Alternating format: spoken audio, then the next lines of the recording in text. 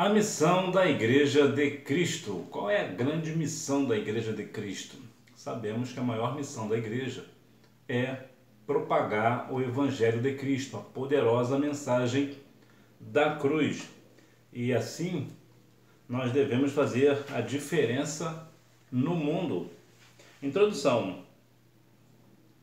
Veremos que a Igreja é chamada para proclamar a poderosa mensagem da cruz.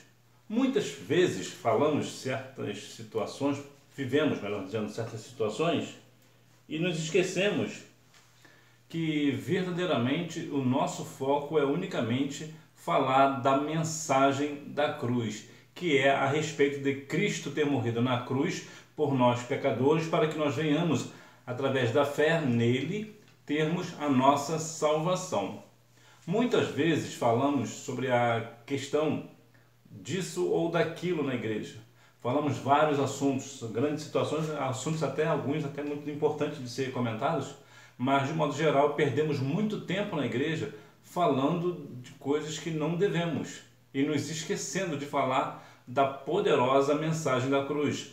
Muitas pessoas hoje não estão na igreja justamente porque nós não estamos verdadeiramente falando da mensagem da cruz, da poderosa mensagem, da fé salvadora, da morte de Cristo que nos traz a vida eterna. E é importante que nós venhamos continuar pregando a palavra, falar da poderosa palavra no que diz respeito à questão do amor de Cristo por todos nós. Porque muitas pessoas conhecem, talvez tenham uma visão distorcida de Deus porque nós falamos coisas que nós não devemos. Muitas vezes, por exemplo, vemos cristãos tratar de assuntos da igreja com pessoas que não são crentes, né? Pessoas que não têm Cristo como o seu Salvador, e isso é perigoso. Por que é perigoso? Porque quando falamos de algo que nós não devemos falar da igreja com uma pessoa que não é cristã, que é uma pessoa incrédula, o que vai embutir na cabeça dessa pessoa? Essa pessoa vai pensar o seguinte: se essa pessoa que é cristã está na igreja, está falando isso para mim, significa dizer que na igreja dele, esse Deus dele, não é isso tudo que as pessoas falam. Então nós devemos ter muito cuidado com isso, porque quando nós falamos algo que está acontecendo na igreja, porque uma hora ou outra acontecerá, e falamos um com o outro, como temos a mesma fé no Senhor, nós compreenderemos, nós entenderemos e ajudaremos uns aos outros em oração e até no agir. Mas uma pessoa que não é cristã, quantas vezes obreiros, irmãs do círculo de oração, pessoas cristãs de modo geral, pastores até, fala de coisas da igreja com pessoas incrédulas que não deveria ser comentado. Isso é bem perigoso. Nós devemos simplesmente focar na mensagem da cruz, na mensagem que Cristo morreu na cruz do Calvário para que nós venhamos ter vida e vida em abundância. Pregação e instrução, proclamando as boas novas. A igreja foi fundada por Cristo como uma instituição para abençoar o mundo. Essa missão é exercida por meio da pregação do Evangelho. Aprove a Deus salvar os crentes pela loucura da pregação. É muito interessante a questão da loucura, que na bem da verdade, para muitas pessoas, a pregação é de fato uma loucura. E olhando de uma forma assim mais neutra, veremos que verdadeiramente a pregação é algo de louco.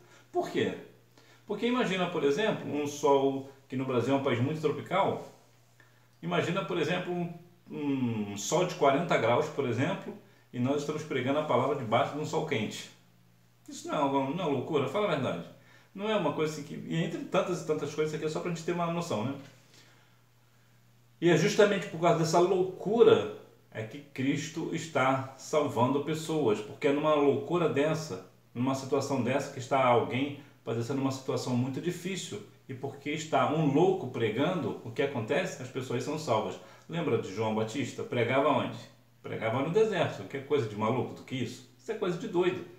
Então, vemos que a pregação, a loucura da pregação, que muitas pessoas têm como loucura, mas nós sabemos que é o poder de Deus, é o poder transformador de Cristo, vai transformar pessoas. Então que nós devemos continuar com essa loucura de continuar pregando a palavra, independente do local, independente das circunstâncias, nós devemos continuar pregando a palavra. É claro que em algumas situações nós devemos ter cuidado. Eu vou te dar um exemplo prático. Num sepultamento de uma pessoa, por exemplo, nós devemos ter muito cuidado para pregar a palavra num momento desse. Porque são situações, as pessoas estão muito sensíveis, né? Estão com seus corações sofridos, doloridos devido à perda de um ente querido, então nós devemos ter cautela no falar. Mas em um local público, também nós devemos, debaixo da lei do homem também, né? Se é um local público, mas por alguma razão tem uma proibição explícita, por exemplo, de que não se pode falar em público com volume alto, então nós respeitaremos, porque é Romanos 13, nós devemos respeitar as autoridades.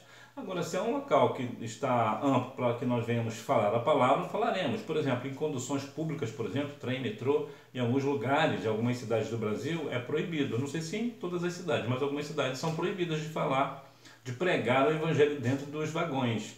Então nós não vamos pregar. Por quê? Porque é uma questão de lei. Então, para que nós venhamos ser exemplo, nós não vamos pregar em público nesse caso. Mas podemos falar à parte, dentro mesmo do vagão, podemos chamar uma pessoa à parte para pregar para aquela pessoa individualmente. Então, a loucura da pregação é que vai fazer com que pessoas verdadeiramente sejam transformadas pelo poder do Senhor. O objetivo da pregação. Pregar a Jesus Cristo não é pregar uma coisa ou uma mensagem subjetiva, mas proclamar ao mundo caído que ele está vivo e promete, e melhor, ele está vivo e pronto para salvar. Pregar a mensagem da cruz é anunciar o evangelho do reino de Deus revelado em Cristo. Sim, o reino de Deus é revelado através de Cristo. Então, quando a igreja está pronta para pregar a Cristo, precisa ter em primeiro ponto que nós vamos pregar a palavra, pregar a Cristo, devemos pregar a Cristo como alguém que vai dar uma salvação da alma. E por que isso é importante? Porque eu já saí muitas vezes para evangelizar e via algo que me incomodava muito. E muitas vezes eu chegava para a pessoa à parte e falava, não faz isso mais não. Que é o quê? É falar o seguinte, quando vai evangelizar, chega para uma pessoa e diz, olha, o Senhor vai acabar com todos os seus problemas. Então, a pessoa aceita Cristo por quê? Porque Cristo vai acabar com o problema. Mas existe um ponto específico. Nem todo problema Jesus vai acabar. Por que não? Porque às vezes aquilo é uma consequência de algo que essa pessoa fez, que ele vai ter que levar isso para o resto da vida. É claro que Deus pode acabar com todos os problemas, claro que pode. Mas quando você e eu pregamos que Jesus vai acabar com todos os problemas e não anunciamos a salvação, essa pessoa vem para o Evangelho, vem para Cristo, não pela salvação em Cristo, mas por uma promessa que Cristo vai acabar com todos os seus problemas. E não é isso que nós queremos? Ter uma vida sem, pelo menos, muitos problemas? E nos esquecemos de João 16,33, que no mundo tereis aflições. E aflição não é um problema? Então, nós devemos ter muito cuidado para não anunciar um Cristo apenas que vai resolver problema, um Cristo que não olha para as mansões celestiais. Então nós devemos ter muito cuidado na hora da pregação. A nossa palavra é sempre a mesma, devemos ser muito diretos. Cristo tem um plano de salvação para a sua alma. Cristo cura, batiza, liberta e leva o homem para o céu. Nossa mensagem precisa ser centralizada nisso.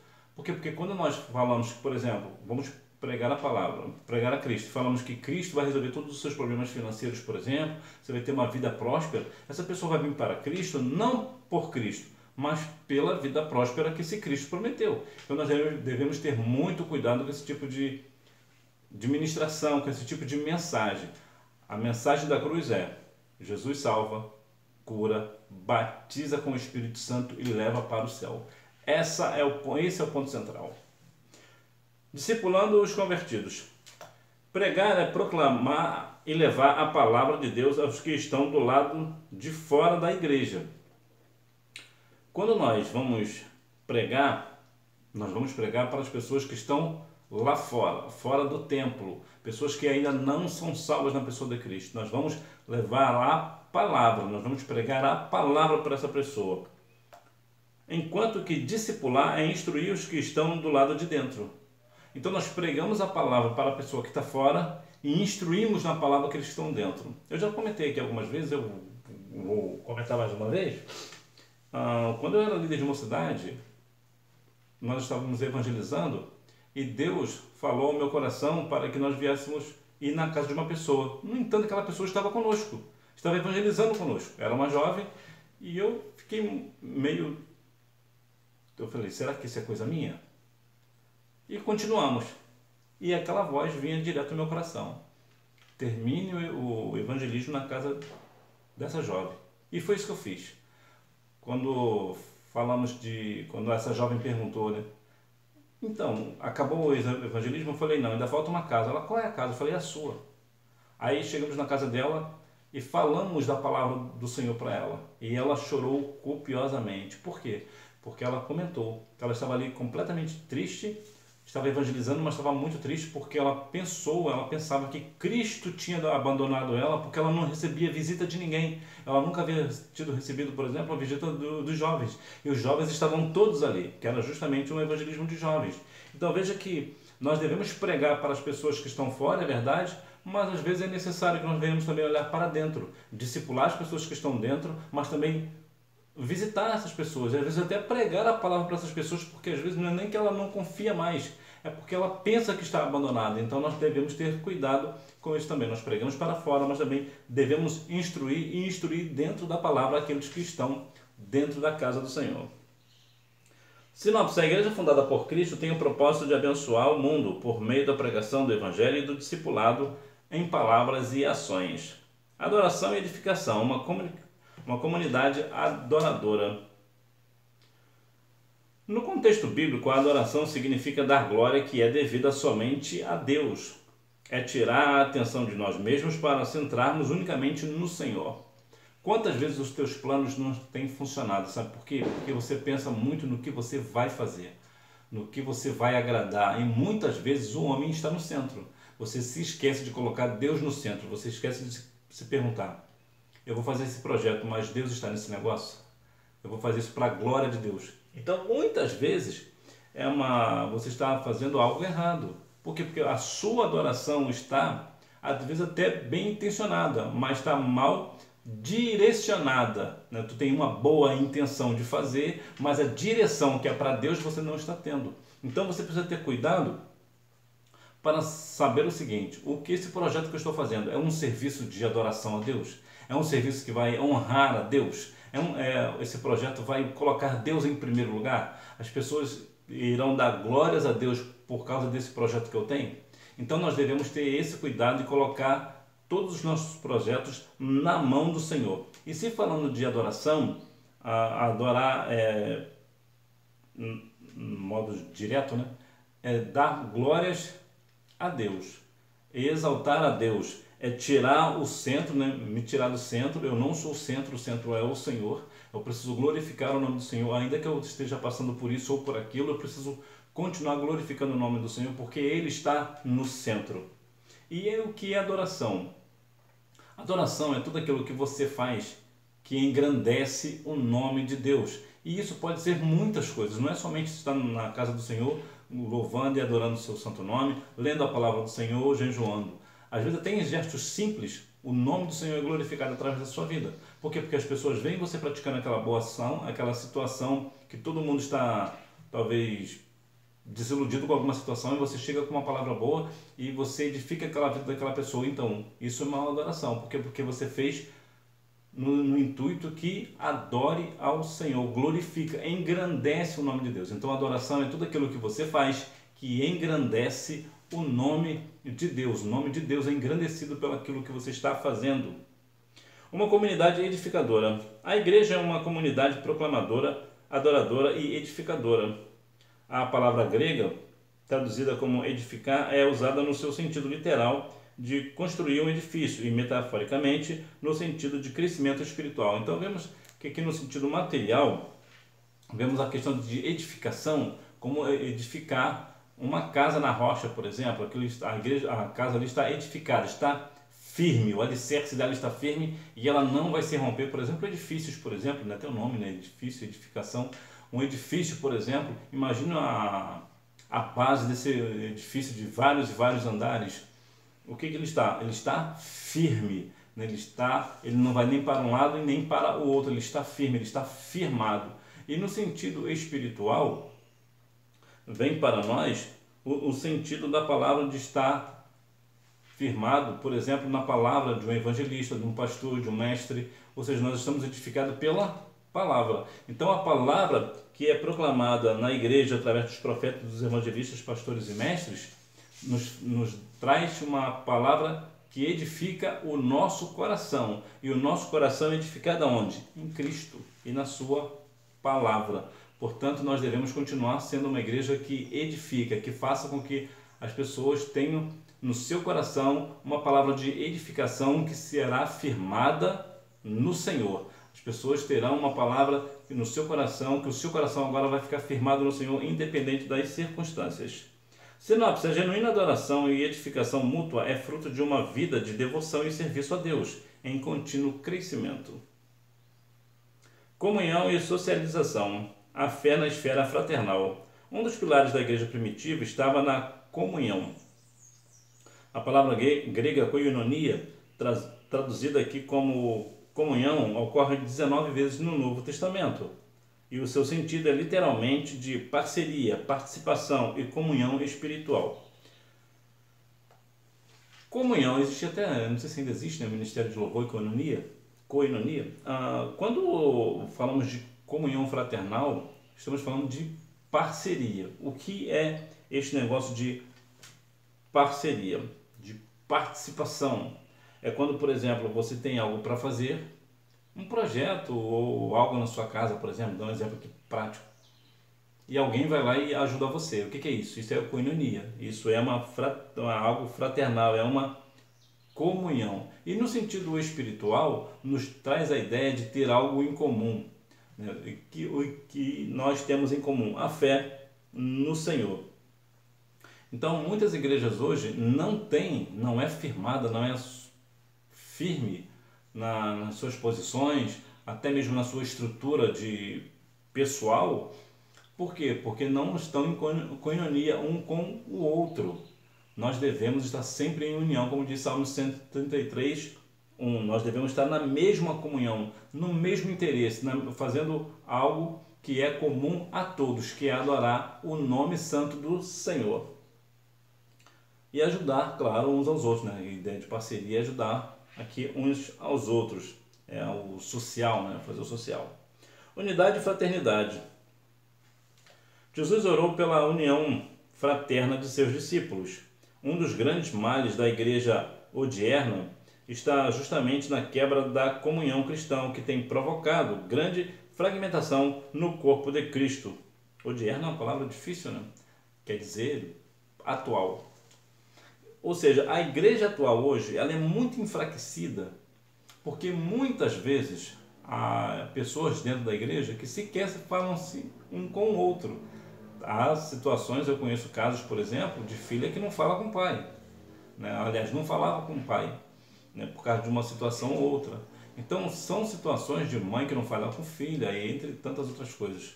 E até irmãos, não digo irmãos de sangue, né? Mas irmãos da igreja, né? Um irmão não fala com outro irmão, um irmão não fala com o pastor não fala com o obreiro. Então isso traz um enfraquecimento para a igreja.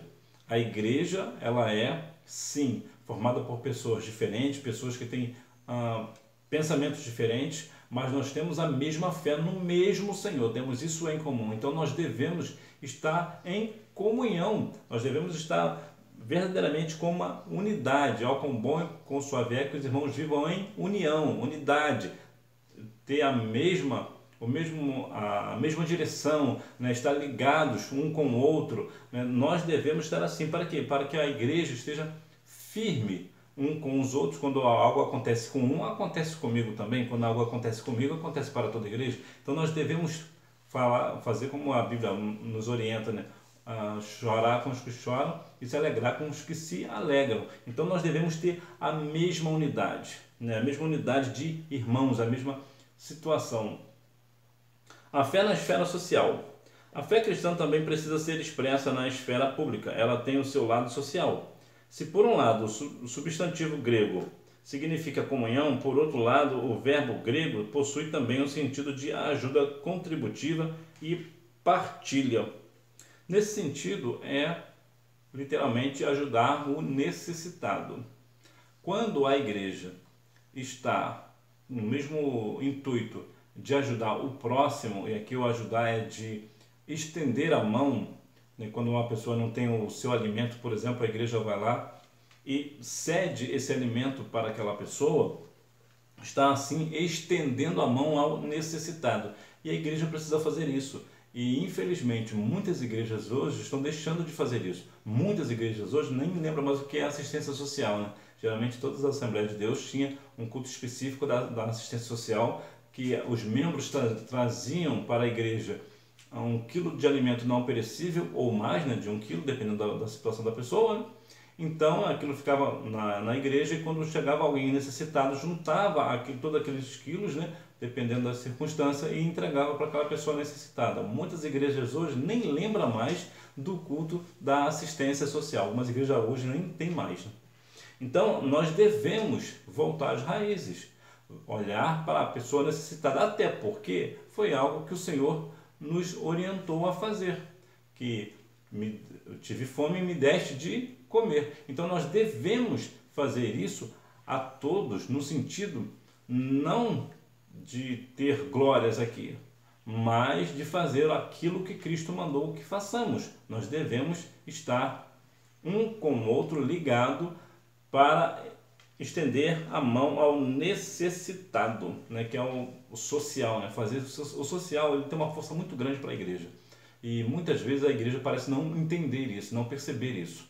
Quando uma igreja ela consegue assistir pessoas, né, no sentido ali social, de mantimento, por exemplo, ela faz com que ela seja fortalecida. Por quê? Porque ainda mais quando uma pessoa não é cristã e chega numa igreja que está necessitada de algo, e a igreja assiste essa pessoa, o que essa pessoa vai pensar? Ela vai para casa, eu estava numa situação muito difícil, mas a igreja me ajudou. Independente do credo dessa pessoa, o fato da igreja ter estendido a mão vai mexer com o coração dela. Por quê? Porque a igreja deu o exemplo. E quando nós damos o exemplo arrasta a pessoa. Então amanhã ou depois essa pessoa volta não para ter algo, né, da igreja, mas para aceitar a Cristo como Salvador, por exemplo. Porque aquilo vai mexer com o coração dele. Não é que nós vamos fazer uma troca, não é isso. Inclusive eu sou muito contra essa ideia de que a igreja só pode assistir a pessoas da mesma fé. Não, a igreja tem que assistir a todos. Independente do credo da pessoa, a igreja precisa assistir. A igreja podendo assistir, a igreja tem que assistir, não tem que fazer acepção de pessoas de maneira nenhuma, e nem mesmo de credo. Então isso fortalece a igreja, e amanhã depois acaba que a igreja pode até ser ajudada também por essa pessoa, né? Que é a lei da semeadura, né? Como diz Gálatas 6:7, né? Tudo que o homem plantar, isso também ele ceifará. Sinopse: o amor manifesto em ações é evidenciado na comunhão entre os irmãos e contribuição social da igreja como expressão de fé na esfera pública. Conclusão: ela foi chamada para ser sal e luz. Como sal, ela salgará o mundo com a mensagem da cruz em sua sociedade, que está corrompida pelo engano do pecado. Como luz, ela resplandecerá nas densas trevas que cobrem o mundo sem Deus. Então veja aqui o grande papel da igreja. A igreja ela é o sal do mundo, né? Porque nós somos assim, Mateus 5,13. Vós sois o sal da terra. Então, como sal da terra, nós vamos temperar, nós vamos saber tratar um e tratar o outro. Nós vamos levar a mensagem poderosa da cruz para as pessoas entenderão e saberão que o Senhor Jesus é aquele que está acima de todo o nome. A igreja também ela vai resplandecer a luz de Cristo para todas as nações, para que essas nações sem Deus que estão na escuridão, vivendo nas trevas, sejam esclarecidas através da luz de Cristo, né? Sejam iluminadas através do conhecimento da palavra do Senhor Jesus. Revisando o conteúdo. Número 1. Por meio da pregação do Evangelho, aprove a Deus salvar os crentes pela loucura da pregação. 1 Coríntios 1:21. Número 2. O sentido é o de alguém instruído ou treinado em alguma coisa. Número 3, no contexto bíblico, a adoração significa dar glória que é devida somente a Deus. É tirar a atenção de nós mesmos para centrarmos unicamente no Senhor. Mateus 4:10. Número 4, o seu sentido é literalmente de parceria, participação e comunhão espiritual. Número 5, para exercer sua fé de maneira bíblica, a igreja não pode esquecer dos mais carentes. Então vemos que a igreja, ela tem um papel, né? A missão da Igreja de Cristo é pregar a poderosa mensagem da cruz, mas também assistir aos necessitados, ter comunhão uns para com os outros, treinar, né? Pregar a palavra e instruir, disciplinar, né? na doutrina bíblica as pessoas que estão dentro, ou seja, ensinar a palavra. Então, que nós venhamos, para a honra e glória do nome do Senhor, continuar com a missão da Igreja de Cristo, que é pregar o Evangelho, instruir a palavra do Senhor aos que estão de dentro e também estender a mão aos necessitados e vivermos sempre em união. Que Deus em Cristo continue abençoando a sua vida e você me vê na próxima aula, se Deus quiser. Tchau!